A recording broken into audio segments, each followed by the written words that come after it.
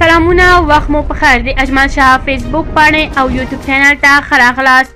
عمران طاهر راشد خان چې هر چیرته وي ورځم او خپلې تجربې ورسره شریکوم. بابر اعظم د ویرات کوهلي او روهیت شرما بیل بیل ریکارډونه برابر کړ.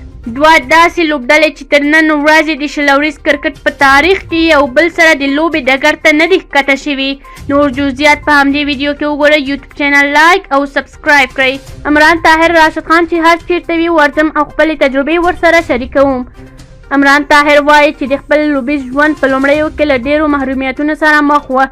دومره څوک نه وه چې لارښوونه راته وکړي، خو کله چې په نړیوال ګریډ کې له سترو لوبغاړو سره مخ شوم نو له هغوی مې زده کړې وکړې. عمران طاهر وایي چې زه د نړۍ په هر لیګ کې د ځوان لوبغاړو سره خبرې اترې کوم، هغوی سره خپلې تجربې شریکوم. راشد خان او عادل رشید چې هر چیرته وي زه په شخصي توګه ورځم او له هغوی سره خبرې کوم. د یادونې وړ دی چې عمران طاهر د سویل افریقا د لوبډلې او د شلوریز کرکټ یو غوره نوم دی. نوموړی په لومړي کې د پاکستان په ګټه لوبېده، خو اوس په 19 کلنو کې هم لوبېدلی، خو وروسته سویل افریقا ته لاړه او هلته یې د خپل لوبیز ژوند پیل کړ. بابر اعظم د ویرات کوهلي او روهیت شرما بیل بیل ریکارډونه برابر کړ. د نیوزیلند، پاکستان او بنګلادیش ترمنځ د 3 اړخیزو لوبو لړۍ په دوهم کې د پاکستان د نیوزیلند له لوري 148 منډو هدف د بابر اعظم د 90 منډو په مټ پوره کړ او دویمه لوبه یې وګټله.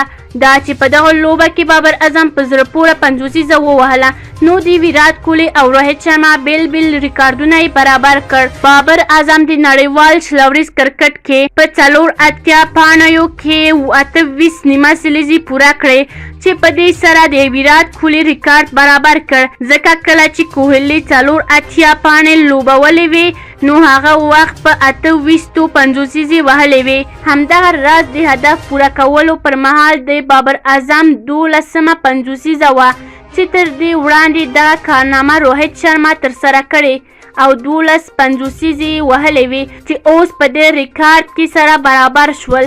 که چیرته وکتل شي نو په نړیوال شلوریز کرکټ کې د هدف پوره کولو پر مهال زیاتې 50 ویرات کوهلي او ډیوټ وارنر وهلي دي. دوی دواړه 19 50 لري. دوه داسې لوبډلې چې تر نن ورځې د شلوریز کرکټ په تاریخ کې یو بل سره د لوبې ډګر ته نه دي ښکته شوي. نړیوال جام ځکه جالبه ده چې دوه داسې لوبډلې پکې یو بل سره مخ شوي چې تر نن ورځې د شلوریز کرکټ په تاریخ کې چیرته مخکې یو بل سره د لوبې ډګر ته نه دي ښکته شوي. دغه دوه لوبډلې افغانستان او استرالیا دی.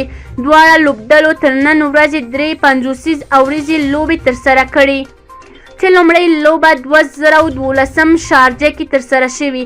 البته دوستانه لوبه کې استرالیا ګټلې، ورپسې 2015 او 19 کې 2 ځلې بیا د 50 اوریزو کرکټ نړیوال جام کې سره مخ شوي او هغه لوبه هم استرالیا ګټلې. دا ځلې چې کوم جام استرالیا کې ترسره کیدونکی دی، البته د شنونکو په وینا د استرالیا توپوهونکو د راشد، مجیب، نبی او قیس خان څخه اندېښنه څرګنده کړې ده.